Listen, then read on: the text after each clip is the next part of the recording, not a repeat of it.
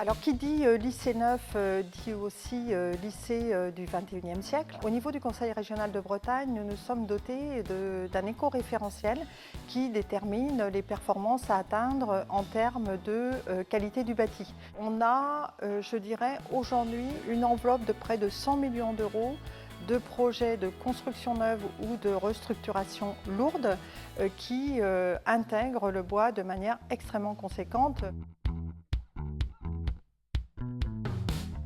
Nous, on est persuadés que le bois a un côté très chaleureux. On a privilégié le matériau bois à tous les niveaux, que ce soit la mêlée pour l'atrium, pour le bardage. Voilà. C'est un bâtiment en bois.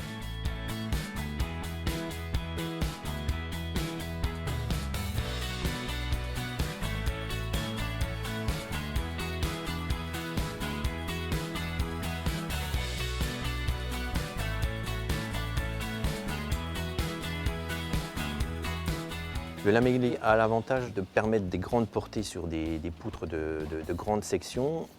Dans un hall de fabrication, ne pas avoir de poteau au milieu d'une portée, c'est réellement un avantage pour le présent, mais aussi pour le futur. Et quand on visite l'hall de fabrication, on n'a pas obligatoirement l'impression d'être dans une usine, mais plutôt je dirais pas jusqu'à dire dans un chalet, mais on a réellement un aspect chaleureux, une usine qui fabrique du bois et qui est fabriquée avec du bois.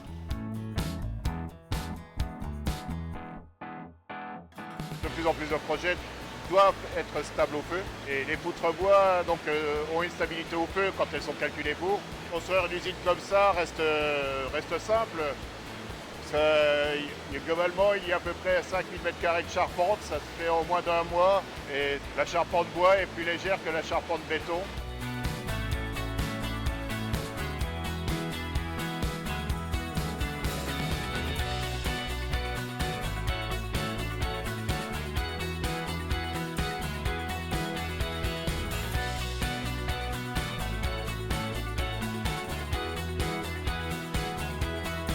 L'utilisation du bois lamellé s'est imposée assez vite parce qu'on a perçu les qualités du matériau.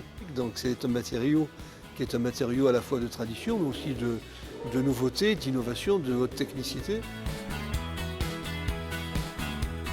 La recherche architecturale sur ce projet était principalement la transparence et l'apport de lumière, et facilité par la légèreté de la charpente que nous avons pu concevoir avec le bois lamellé sous-tendu par des tirants métalliques.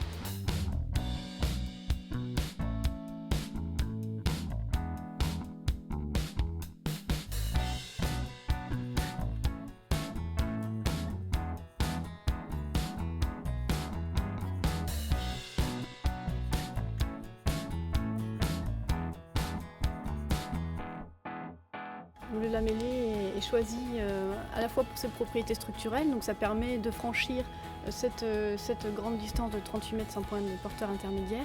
L'objectif, c'est de réduire l'impact du bâtiment sur l'environnement. Donc en ce sens, le choix du bois est assez évident parce que c'est un matériau renouvelable.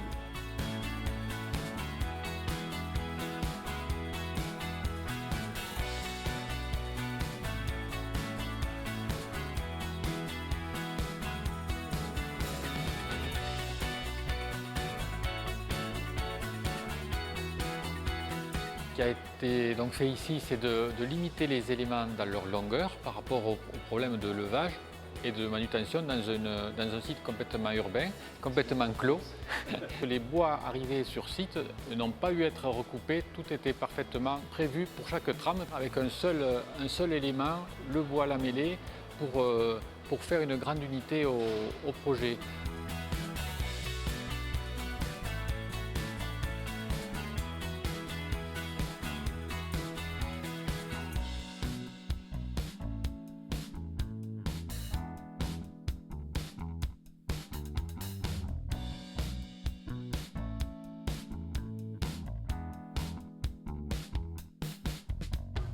Aujourd'hui, grâce à la très belle coque bois d'Architecture Studio, on est également dans une architecture contemporaine qui signe vraiment le fait que l'Église a envie d'être tout à fait en dialogue avec le monde de ce temps et qui donnait pour l'espace intérieur de la cathédrale un espace plus vaste que celui que nous avions dans la cathédrale de 1978.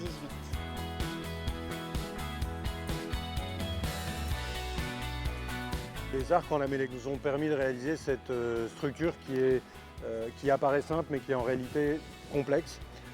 Complexe dans sa géométrie, complexe dans le fait que chaque arc est un prototype finalement, puisque par l'axe de symétrie, il n'y a que 2 arcs semblables.